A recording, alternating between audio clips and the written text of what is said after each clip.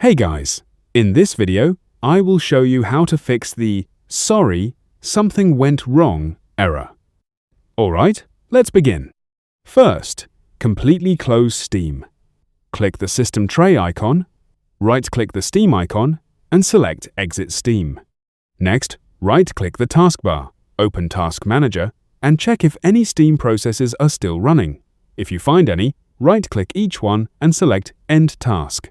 After that, search for Steam in the Windows search bar, right-click it, and choose Run as Administrator. This gives Steam elevated permissions and may resolve the error. If the problem continues, close Steam again, open File Explorer, go to C Drive, then open Program Files, x86, then open the Steam folder, and delete the App Cache folder. Then open the User Data folder, select the Numbered folder, and delete the Config folder. Once you're done, launch Steam again as an administrator. That's it for this video. Thanks.